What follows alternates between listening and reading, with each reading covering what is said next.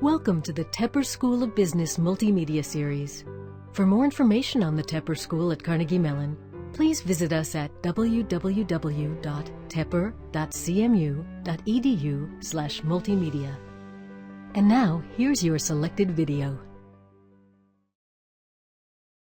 It's great to have you all back on campus. We were saying with all the things there are to do, it's very inspiring for us to see so many alumni coming back to spend time at their alma mater and to have an opportunity for you to hear some of the great insights among our faculty. So as I said in the Dean's presentation, if you were there, we gave you a blending today of some of our senior faculty that you might have had when you were here in school, along with some of our young, we call them star faculties. They don't refer it that way. We have great young faculty at the school. We want you to get a taste of the kind of research that they're doing. And so it's exciting for me to be able to introduce our faculty speaker, Dr. Anita Woolley. She is Assistant Professor of Organizational Behavior and Theory here at the school. And she joined our faculty, I think, in 2009. Yes. 2009. She's a native of Maine, and received her PhD as well as her undergrad and master's degrees at Harvard University. Her research and teaching interests, as you'll see today, are in collaborative analysis and teams and problem solving. A lot of the collective intelligence work that's being done, she's one of our leaders on the faculty doing that. She's published in all the major science journals. I could list them all for you, but then I'd be taking time away from her presentation, and you can see all of that if you look on her bio on the faculty site as well. But it's been funded by the National Science Foundation, the U.S. Army Research Institute, and other private organizations.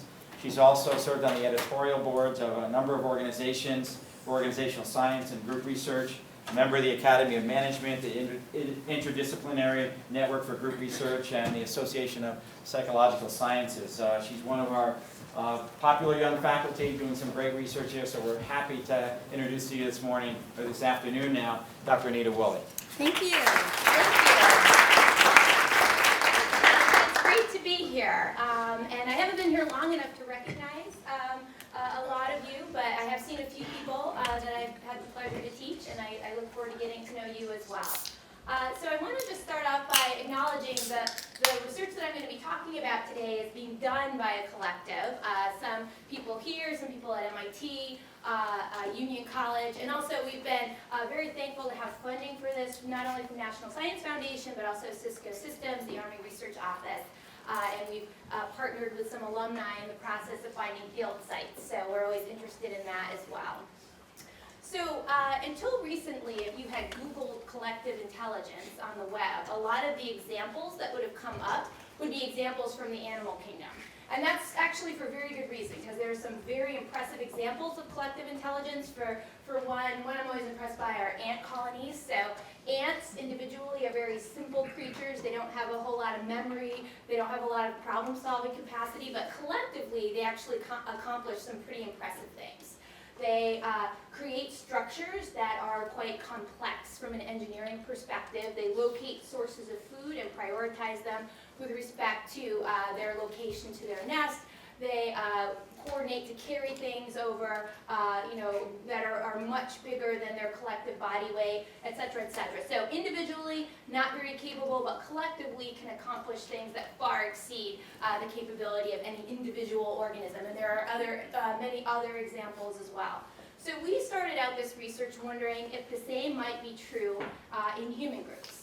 So certainly we can think of human groups that are very capable in particular domains. This is the Orpheus Chamber Orchestra. They are a world-renowned chamber orchestra who is also known for being leaderless, in that they do not have a stable conductor. They rotate leadership for every piece of music. And so collectively, Orpheus operates at a very high level, especially in the music domain. But we were wondering if it would be true that there are certain human groups that consistently perform at a very high level across domains, and if we would be able to detect which groups are high performing in advance of their taking on maybe a very high stakes mission. And so that was our question going into this. Is it the case that there is collective intelligence in human groups and that we would be able to measure it? And so to start off with, in looking at collective intelligence in human groups, we were drawing very much from work on individual intelligence in psychology. So when you think about a definition of individual intelligence, it's the inference that you make from the observation that people, or in this case groups, who do well on one task tend to do well on many other tasks across domains. And so this general intelligence is in addition to any specific domain-relevant capabilities. And it is empirically based on research that was initiated at the beginning of the 20th century. So right now, we commonly use the word intelligence. We use it with reference to all kinds of different skills. But prior to the work of Spearman at the beginning of the 20th century, intelligence wasn't a very common concept. But Spearman noticed that school kids who did well in one specific subject in school tended to do well on many different other subjects. And he set about to test this empirically. And did detect that kids who were good in one domain were good in many other domains, and he termed this general intelligence. Now, there are controversies today about IQ tests and what they measure, and if they're biased systematically against certain groups in society, but the empirical fact of general intelligence is undisputed. We know that we can give people a relatively limited set of items in under an hour, and their score on that set of items can predict how they perform across a variety of domains and over a long period of time. So IQ tests can predict not only how kids do in school in multiple subjects, but also the probability that they'll become an unwed teenage parent, their career success, and even recently life expectancy. So many different domains over a long period of time, and that's one of the most empirically replicated facts in most of psychology. So we were wondering if the same might be true in groups. Is there evidence of a general collective intelligence in groups? Are there some groups that can perform at a high level across many domains and over time? Can we come up with a small set of tasks that we could give to a group to be able to predict which groups are likely to perform at a high level? And does this predictive ability, does it have validity beyond knowing the intelligence of individual members? So up until the beginning of this research program, when we talked about intelligence in groups, we talked about it as a function of the individuals in the group. Do we have really smart people? And if we have smart people, it will make a smart group. Well, we were wondering if collective intelligence is actually something very separate from that, very separate from the individual abilities, similar to that ant example that I opened with. And so in using our collective intelligence test, we would want to be able to predict something that we couldn't predict by just knowing the IQs of the individual members. And then in the long term, what we would like to do is be able to use this knowledge to build a better science of groups. If we have a really good way of measuring which groups are good groups, then we can better understand what contributes to making a good group in a way that should generalize across different industries, contexts, etc. Once they had IQ tests in individual psychology, it became much easier to evaluate the efficacy of different educational interventions, social interventions, etc. So if we had something similar for teams, then hopefully we could build better tools and evaluate them and have confidence that they would help teams in a variety of contexts. So that was another major goal of undertaking this research. So we set out to first test the hypothesis of collective intelligence. Is it the case that a group that can perform well on one sort of task, say solving math problems, would also be a group that could perform well at other very different types of tasks, maybe creativity tasks, artistic tasks, and so on. So to test this initial hypothesis, we convened 40 groups to come into our labs. They spent about 5 or 6 hours working together on a whole variety of tasks that we threw at them, things that would be very different to test this underlying hypothesis of collective intelligence. We also measured individual intelligence, among a few other things that I'll talk about as I go along.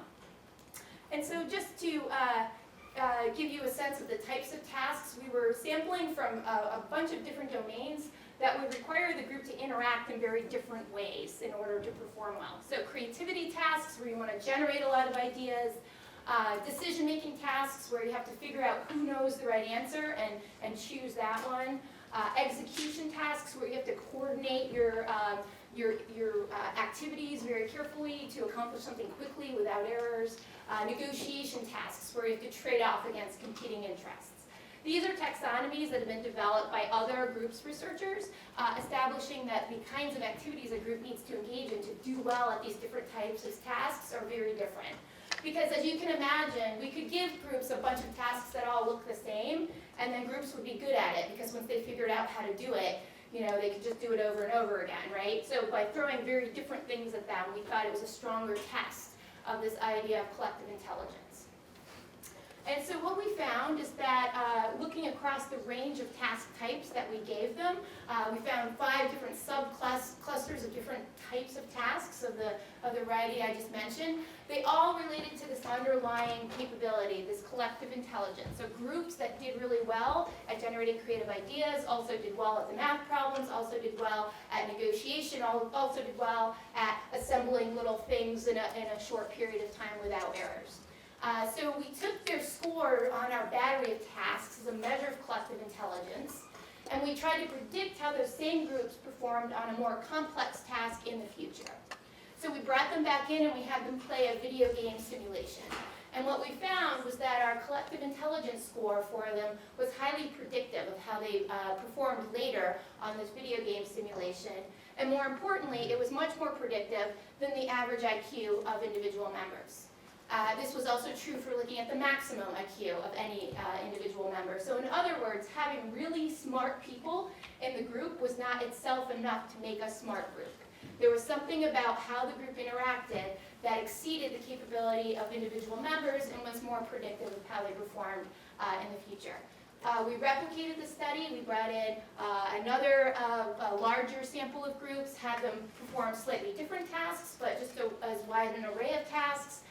Later had them come back and work on an architectural design task that we took from another study in the literature, and once again we found our collective intelligence battery was very predictive of how they performed on this future, more complex task, much more so than knowing the intelligence of the individual members. So just to summarize for you the relative predictive values of general intelligence, or G, in individuals, or the C factor for collective intelligence. This is the predictive value of C for the video game simulation and the architectural design. This is the predictive validity of the individual intelligence of members, so the average. This is the predictive validity of the maximum intelligence of members. So collective intelligence was many times more predictive of group performance than these individual IQ tests were. And as you can imagine, the IQ researchers are not happy to hear this. And so this is a battle that we've been fighting and will continue to fight because there's a lot invested in this notion that assessing individuals is the best way to put together competent groups, competent organizations, etc. But even a few weeks ago, I was down talking to the U.S. Army, who's really starting to think seriously about these kinds of findings. Because historically, they funded the earliest research on individual differences, and that's very much a part of the culture to find the best people. But now they're thinking seriously about how they can actually put together the best units, and that might require a very different approach. Yeah? Did you look at whether or not a natural leader emerged within the group? Well, actually, there's some other findings we're going to talk about in a few minutes around communication. But no, we did go back and look at, we've done a lot of analysis of these groups with videotapes of all of them and so on. And it was not consistently the case that somebody emerging as sort of a leader and sort of directing things was useful to these groups. So. Well, when you blended the groups together, they still have the same C? What do you mean, like if you take a bunch of smart groups and put them into a bigger group? Or mix the groups up? We haven't tried that. So, and I think what you're getting at might be, is there something about the individuals that are in the groups that allow them to make other groups highly collectively intelligent as well, maybe? Or, I don't know. But we haven't taken that approach, so we can talk about it more though as I tell you more about what we are doing. We can come back to that. So have you seen how different, for example, disc personalities or mix of personalities? We'll get to that too, yes. So a lot of people have posed these questions to us in the literature, and so we've done a lot of exploration about what the individual differences are, and I'll get to that. Yes? In your second study, you had different group sizes. Was there any correlation to the group size? There was a mild positive correlation with group size and collective intelligence within the range that we were exploring, and so here we went up to groups of size 6. Right now, though, we're doing some follow-on studies where we are growing the group sizes even larger, and we're finding, without any intervention, that really plateaus at about 9 or 10. All right. So in addition to predicting performance, we're also really interested in the degree to which collective intelligence predicts learning in groups. Because as I'm sure many of you know, it's not only necessary for a group to be able to perform well at a particular task, but also to take in information and adapt to changing circumstances. And so in the literature, again, in individual psychology and intelligence, there's been a very strong relationship demonstrated over and over again between individual intelligence and learning. And we were wondering if the same would be true in the groups as well.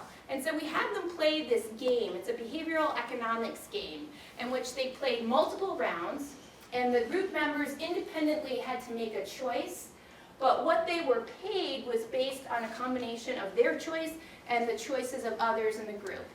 And they were actually paid based on how they performed. These are experimental currency units that were converted into money, so people could actually make money in the course of doing this. So just to kind of walk you through it, each person made a choice, either 0, 10, 20, 30, or 40, and then everybody else in the group made a choice without discussion. So they were at individual computers as they were doing this, and so what each individual had hoped for and what their payoff was consisted of was a combination of what they chose and the minimum of any choice of any member of the group. So if they chose 40 and everybody in the group chose 40, then they got 4,000. If they chose 0 and anybody else chose 0, including them, they got 2,400. But if they chose 40 and anybody chose 0, they lost 800. Okay? So they played this round, this game in 10 rounds without conversation. After each round, though, they found out how much they made. So they had a sense of what other people in the group were choosing. And what we were wondering is if groups that were highly collectively intelligent would figure out how to read what other members in the group were doing and adjust their choices so that as a group they could make more. Okay, so that was the basic question. And so this is a graph here. We've just kind of split the groups into low collective intelligence, high collective intelligence. The yellow line are the low collective intelligence groups. And what you see is that the groups that are low in collective intelligence actually start out a little bit higher than the highly collectively intelligent groups, but they bounce around up and down and end up about where they began. They don't really improve over the course of the 10 rounds. The groups that are high in collective intelligence, however, improve steeply over the early rounds, and they continue to improve such that they end up significantly higher overall, and across the 10 rounds they make significantly more money than the groups that are low in collective intelligence. So that's one piece of evidence we have about the learning in the group and the ability for individual members to come to trust one another and to anticipate other people's moves. In another, yes? Really take them 10 rounds to say, let's all pick the same number? Well, so everybody's, trying something, right? So they can't have let's just try, let's all pick the same number next time. So they can't talk. So we're not allowing them to communicate. So that's an important part of this. So they just got the numbers and the outcome. Right, they made their choice and then they saw how much they made. And then they made their choice and they saw how much they made. And so some people look at this game and they say, well, why doesn't everybody just choose 40? Right? But as soon as one person in the group, somebody chooses 40, but then someone else chooses 0, that kind of ruins that strategy, right? And it takes the group a while to recover from that. So what we see is that over time, however, the highly collectively intelligent groups are better able to, interpret what's going on and keep trying the strategies that will make more money, and then they, come to rest on an approach that works better for them. Yes. Just one clarifying question. Sure. Were the rewards in that study individual, Mhm. or were they team rewards? Well, so what I was showing you is the group average, but they made money as an individual. And actually, so some of you might be familiar with prisoner dilemma games where you're sort of motivated to defect. You can make more money. You would make more money in this quadrant, in this quadrant. This is a coordination game where people make the most money if they coordinate. So here they had all the incentive to actually try to cooperate and find the highest optimum they could. So we also looked at this in the classroom. And so in a course a few years ago, some of the student groups volunteered to take the collective intelligence battery. And then that particular course was set up in such a way that individual students took an exam. We had 3 exams. Individual students would take it by themselves, and then they would take it again with their group. And so what we were interested in seeing was if collective intelligence affected how the groups exam, across the exams, that they got better, faster, but also how they did relative to the highest scoring member on the individual exam. And so what we found is that the groups that were high in collective intelligence showed a very linear improvement over the course of the exams in the class, much more so than the groups that were low in collective intelligence. But what's really interesting to us in this, apart from this, is how they did relative to their maximum number. So this is the highest scoring student on the individual exam, and what we see is that the highly collectively intelligent groups consistently score significantly higher than their best member. So somehow, and this is without, they don't know how they did on the exam. They're not given any feedback between the individual and the team exam. And so they're figuring out amongst themselves who to listen to on each question and so on. Whereas the groups that were low in collective intelligence never exceeded their maximum number. In some cases, they were even slightly below. The students in all of these teams were scoring equally well, as you can see. So it's not the case that the groups that were high in collective intelligence had the smarter students. They just were coming up somehow with a better process for figuring out how to answer the questions together. So now, raises the question, some of you have started to bring it up already, what predicts C? If it's not individual intelligence or individual knowledge of subject matter in the course I was just describing, what is it? So we measured all kinds of things across our studies that normally predict team performance in various environments, but they were not predictive of collective intelligence. So things like how satisfied group members were, how cohesive the group was, how much people liked each other, how motivated they were to work on the tasks, etc., were not predictive of collective intelligence in our studies. We measured a variety of personality variables and looked at all kinds of ways to combine personality measures. So high, low, complementarity, etc. We haven't found any consistent patterns with respect to the personality of group members and the group's collective intelligence. However, one finding that keeps coming up over and over again that we get asked about a lot has to do with the proportion of females. So in our studies, we found that there is a fairly strong relationship between the proportion of females in the group and collective intelligence. However, it plateaus. So this is data accumulated across about 4 studies now. Collective intelligence is a standardized score, so 0 is actually, this 0 point is the average. What we see is that groups of all men, so 0% female, tend to be right around the average with a pretty healthy variance. We see a slight drop actually when you add only 1 female to the group. But as you add more, up to about 80%, you see a steep increase in collective intelligence and then a plateauing off at the end. Now, what's interesting about this pattern of results is that it's fairly consistent with some other studies done by our lab and also others in other schools about what happens to group process as you integrate gender diversity. What one study documented pretty clearly is that when you add just 1 woman to the group, what tends to happen is you don't hear anything from her. So the guys are still talking and contributing, but the lone woman is fairly quiet. However, as the females come to be in the majority, you hear from them more and more. And when you get a group that has all women and say 1 man, you hear from that man a lot. So there's actually a lot more participation overall when you have a female-dominant group with just 1 or 2 men than when you have a male-dominant group with fewer women. And that's consistent. That's been replicated in a variety of studies. It's also been replicated with integration of minorities from in other sorts of dimensions of diversity, so racial diversity, etc. So, yes, is there a question here? Yes, so the data for this chart, does it come from the same group that took the game with the money distribution? Because they were not talking, so the talking piece would not explain that. Yeah, so this was done in a different study, actually 4 other different studies where they were talking, right? Was there any impact studied on that particular group of gender diversity? Because again, they were not talking, so I don't know how it could affect.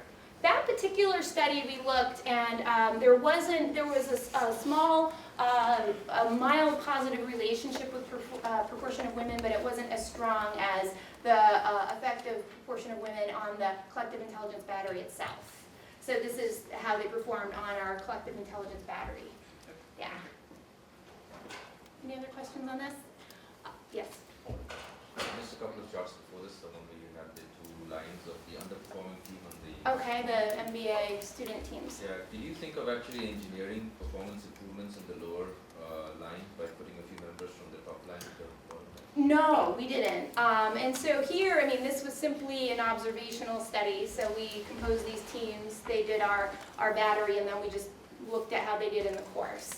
But so you have a hypothesis that changing people would actually make... No, I was curious to find out if there's any way in which, I don't know whether it's numbers 1 or 2 individuals from the top line team, they were cross-pollinated over to the bottom line team, whether this would actually improve.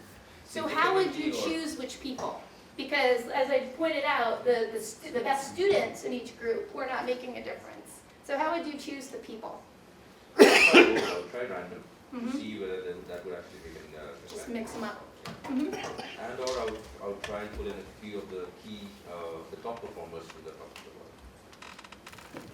With the same philosophy that we had in the next one, where we said a couple of people who all performed and tried that to the entire team's performance. We talked about a single male and the large female team. Similarly here, a single high performer and a group of low performers, possibly. Not that I think female are low performers, so that's what I'm saying. Yes.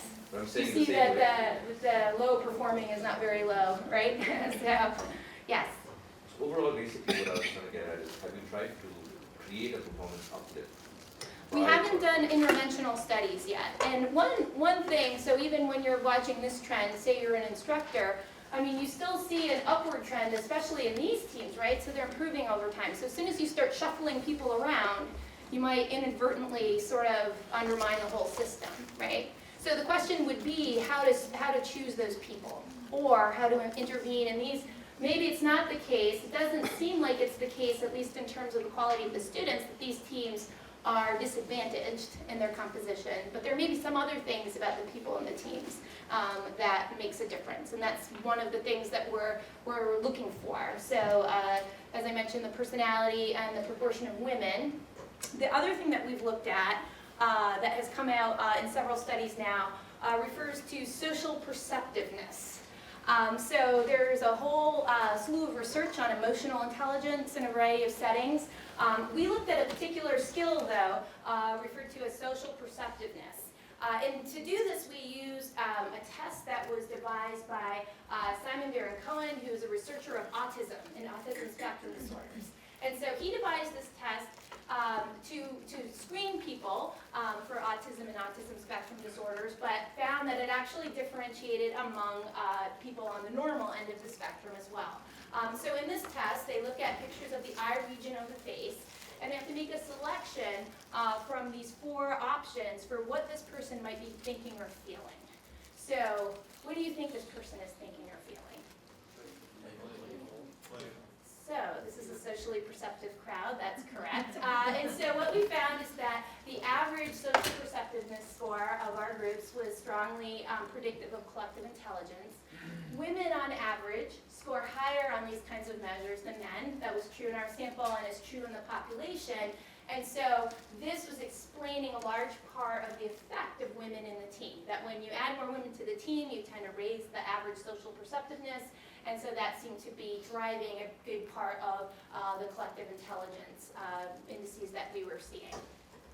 So then another thing that had to do with how the groups were interacting, and this gets back to the leadership question a little bit, we looked at communication. And we were especially interested not only in how much communication, but the distribution of communication. So were certain people dominating the conversation, or was communication fairly evenly distributed without people interrupting each other very much? And so to measure this, we partnered with some collaborators at MIT at the Media Lab who have innovated these little gizmos that we refer to as social badges. So all the participants wore this around their neck, and it picks up all kinds of things about how the group is communicating. It picks up proximity between 2 badges, it picks up body movement, and so on. But we were especially interested in the pattern of speaking and interruption. And what we found was that groups were significantly more collectively intelligent when the distribution of conversation was more evenly distributed. So having somebody dominate the conversation undermined the collective intelligence of the groups.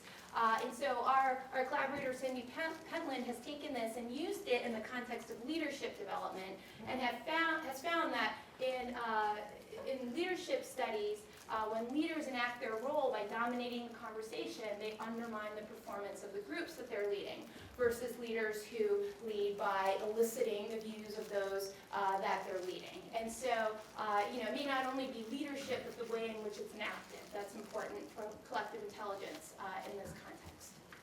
We've also looked at other features of group composition and collective intelligence, and so one of our doctoral students here, Shani Agarwal, has gotten really interested in cognitive diversity.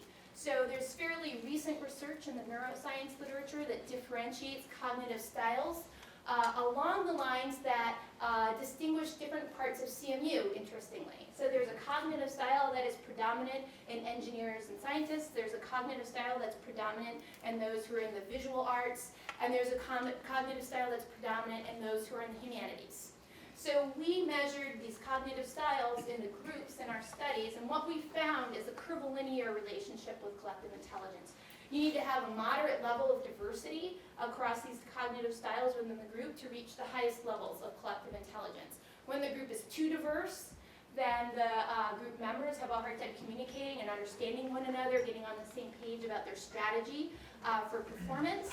If they're not diverse enough, then they lack some of the perspective they need to do well on all the tasks that we throw at them. And so we're continuing to explore this particular pattern of findings to see what the deficits are, at different ends of the spectrum on cognitive diversity, and how to best compose groups along those lines. Mm-hmm. What does moderate diversity mean when you're talking about a team of 6 or a team of 10?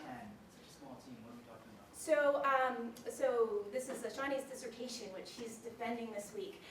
So she has found that there are, in the population, most people tend to be predominant in one of these cognitive styles, but there's about 15% of the population where people have strength in 2 different areas, and as you integrate some of those people into the groups, they actually facilitate the work of the sort of unilateral members, if you will. So, and so a lot of these groups here tended to have at least one individual who could speak both languages, if you will, and they facilitate the work of the group.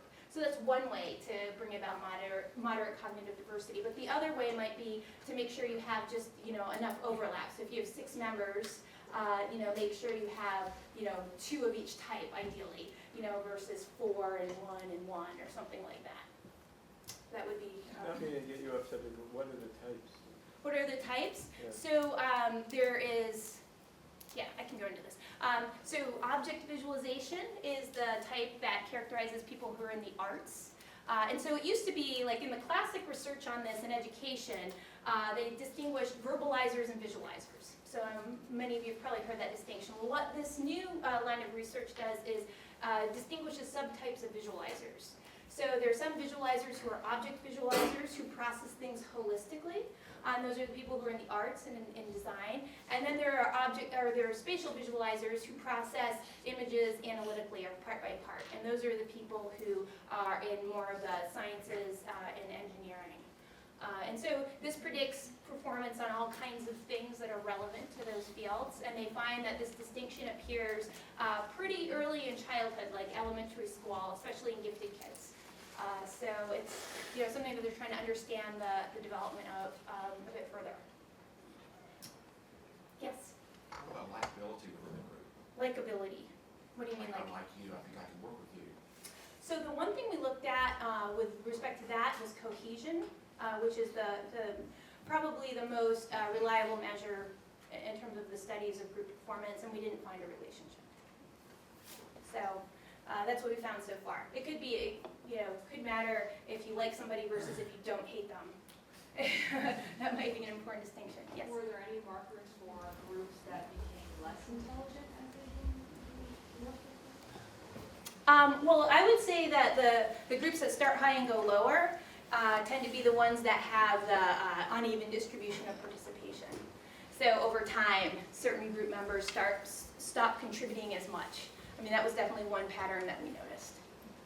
So on the same lines, the time factor does change if you start a low collective intelligence group and keep the same group. Does it go up? The intelligence go up, or it remains constant? Well, so in the 2 studies I showed you, groups tended to start at approximately the same place when we first confronted them with certain kinds of tasks. And so, what really distinguishes the groups that start in that place and go up are some of the things that I'm pointing out versus the groups that don't improve over time. Absolutely.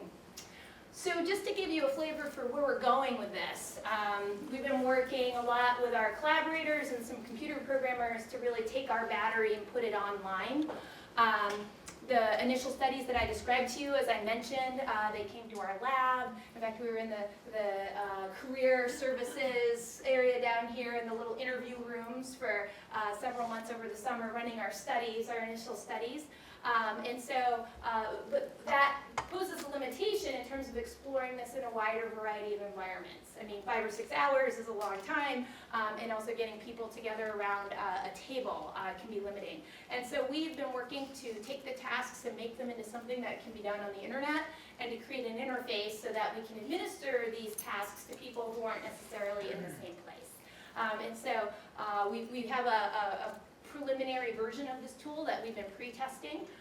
And so what we've done is we've done one study now where we had groups of 4 who either were doing our tasks on the interface but sitting around a table together versus doing it truly online. And we wanted to compare that our battery was as predictive and operated just as well with the online groups as the face-to-face groups.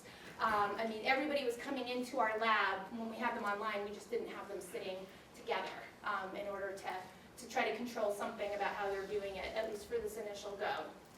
So what we found is actually the battery operates just as well, doing the shorter version online, either face-to-face or with people using chat to communicate.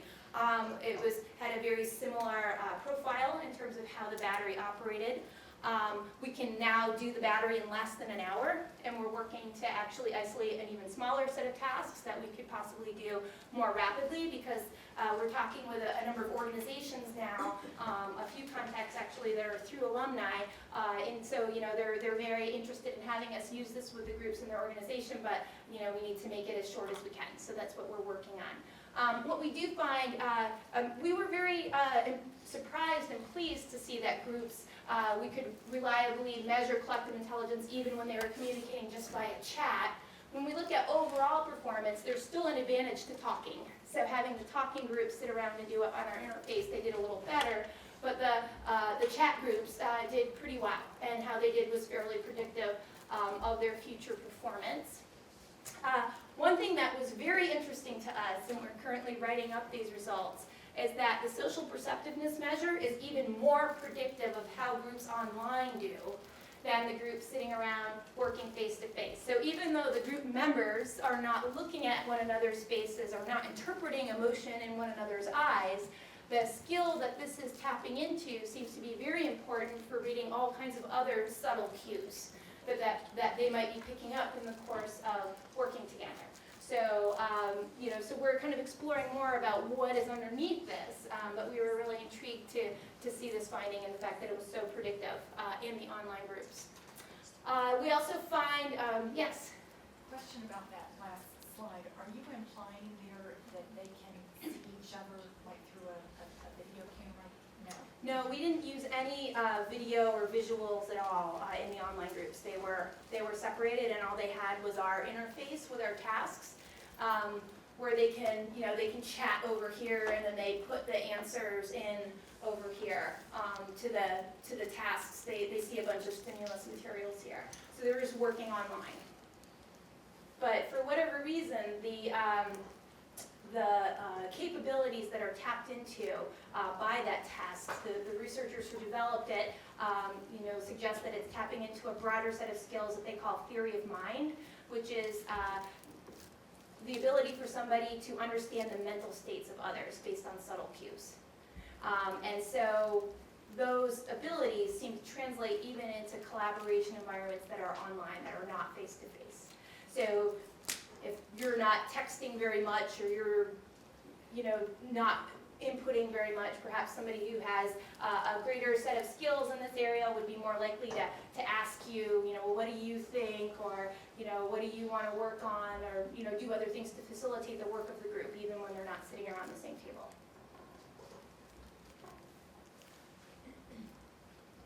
So we also looked at the communication findings in these chat-only groups and again found very similar patterns. So the better groups chat more overall, but they also have more equal participation in the chat, just like we found with the speaking. So we were really intrigued to find the parallel pattern there. It's also true that they have more equal participation in doing the work itself, which we're better able to track when they're using our online interface, because we know who's putting in the answers or who's working on the puzzles that we're giving them, and so on. So we're really excited to see that collective intelligence seems to play out in a very similar way in these groups, and we're excited to go on and explore a little bit more about what predicts performance in that sort of setting. So just by way of wrapping up here, we started out, as I mentioned, with this hypothesis about do groups have collective intelligence? Is it something we can measure? Is it something that stands apart from the individual abilities of the group members? And so our studies seem to say over and over to us that yes, this does seem to be a quality that we can measure and use to predict performance as well as learning.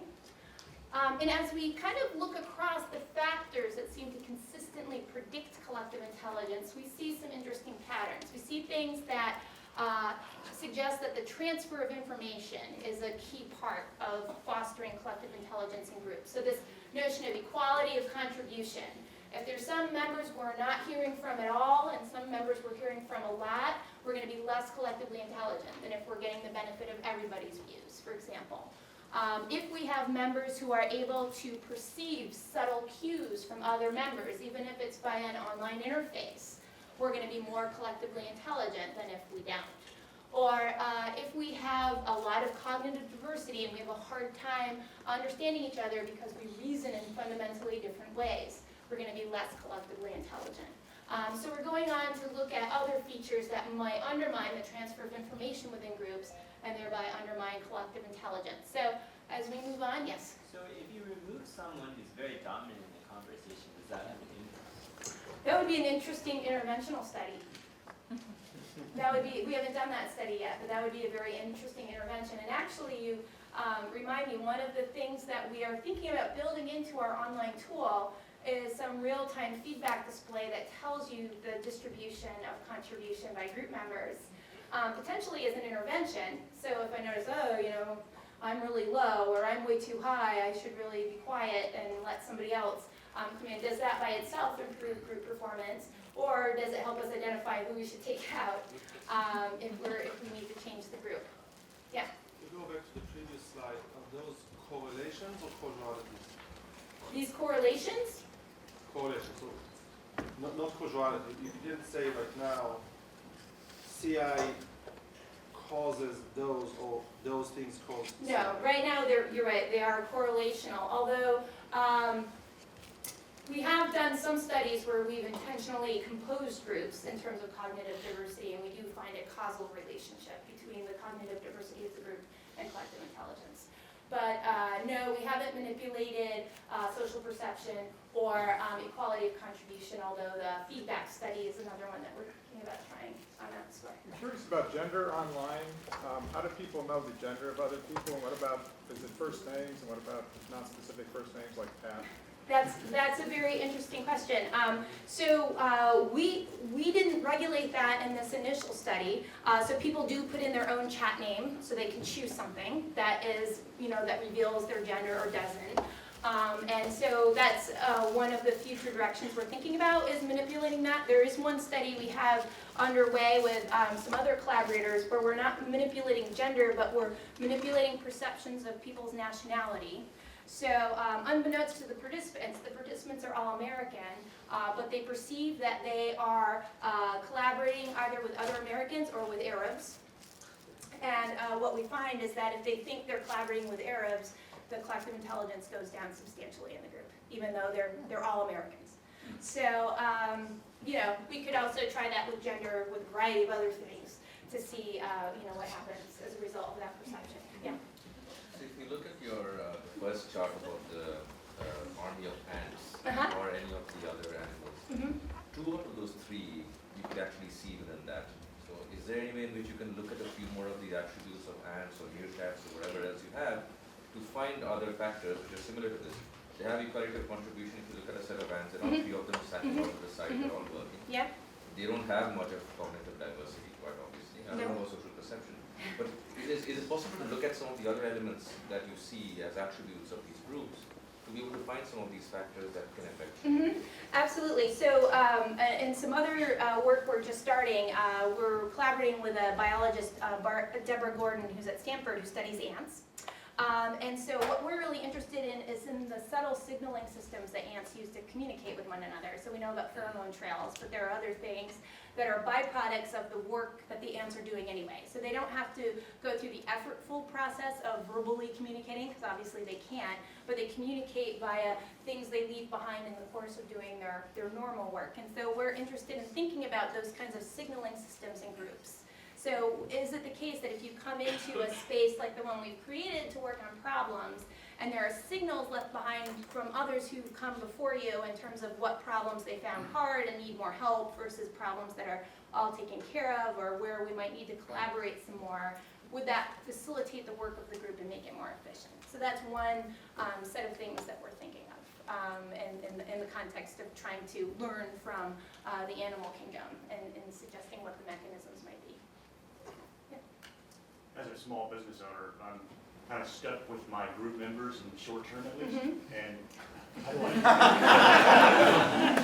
I maximize the collective intelligence of my group that exists now? Is there some kind of tool or recommendations you can give? So I would say that, that's another thing that we're starting to move into, is to think about what the interventions are. So clearly something around the equality of contribution is a place to start. In thinking about maximizing the collective intelligence of an existing group. And certainly when you're thinking about adding members of the group, thinking about some of the compositional things that we've noticed and selecting who those additional members might be would be another place to try to apply this. But as we go on, that's exactly where we're hoping to head, because even as I mentioned, talking with the Army, they said, well, this is interesting, how do we enhance the collective intelligence of existing groups? And so that's kind of where we're headed, is sort of testing those interventions and trying to see which ones have the most impact. There are certainly cases where groups, groupthink and so forth, come up with stupid ideas, and where there's one person who, if they're brave enough, could talk sense into a group of people who are going in a silly direction. Any insights on any of this? Is that a rarer thing than is commonly thought, or that you have groupthink, or that you have the person who speaks up? Groupthink, and that the people who so sort of socially concerned about getting along, that they're not doing what they should do, and that is take the group to task, essentially. No, I think that there's, that's not something we've integrated into this line of research, but I would say more generally, we are getting a better understanding of the features of a group that enable them to avoid going down these paths, these blind alleys or whatnot. So certainly, there's a whole literature on group cohesion and how that tends to enhance the negative patterns that you were pointing to. So group members that are sort of emphasizing getting along over doing well in this task will be more likely not to challenge one another, and so on. There's another line of research on psychological safety and trust and the role that that plays in that process. I would say what our studies, the findings that I've been talking about would suggest with regard to that problem is, again, when you have certain people dominating the group, I think that's more likely to happen, and when you lack cognitive diversity, that's more likely to happen, because you don't have the dynamic where people can speak up and stop something from happening that they know is not the right direction to be going in, or you lack the people who have the perspective to do so. So I'd say those are the two key things from this that would apply to that. Have you done any measurement around diversity of personality traits? Well, so I kind of encapsulated it in one bullet point because we really didn't find much at all. Really? So don't put too many INTJs together? No, I mean, we haven't used Myers-Briggs per se, we've used the big five, but it captures similar dimensions. And we haven't found any consistent patterns with regard to the composition of the group and its collective intelligence. We can take one more question. Okay. Does C have a correlation with group, you pointed out a mild correlation with group size. How big can a group get before collectively it starts to get stupid? So we found, what we've seen in some of our studies is once you get to around 8 to 10 people, you start seeing a decrement occur because of coordination problems among the group members. But that's in the absence of any sort of intervention to help coordinate the work of the group. And so another one of our collaborators is really interested in what are the features you could incorporate into a group to help them coordinate so that they don't experience that process loss, as we call it. So no, that's a very good question, because I think large group size is a big problem in a lot of organizational settings. All right, well, thank you very much. This was great, and I hope to continue to engage with you around this during the break.